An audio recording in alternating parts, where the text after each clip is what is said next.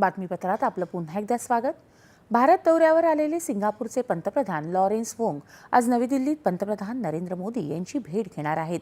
यावेळी दोन्ही नेत्यांमध्ये द्विपक्षीय चर्चा होणार असून परस्पर हिताच्या मुद्द्यांवर, प्रादेशिक आणि आंतरराष्ट्रीय मुद्द्यांवरही उभय नेत्यांमध्ये चर्चा अपेक्षित आहे।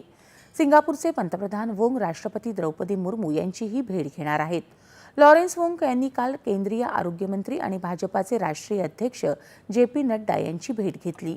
भारत सिंगापूर राजनैतिक संबंधांच्या 60 वर्षांचं औचित्य साधून सिंगापूरचे पंतप्रधान भारत दौऱ्यावर आले आहेत। सिंगापूरचे कॅबिनेट मंत्री आणि वरिष्ठ अधिकारी यांचा समावेश असलेलं शिष्टमंडळ त्यांच्यासोबत भारतात आलं आहे।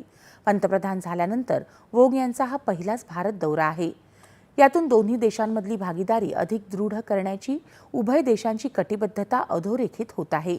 भारताच्या ॲक्ट ईस्ट धोरणासह इतर क्षेत्रातही सिंगापूर हा भारताचा महत्त्वाचा भागीदार आहे।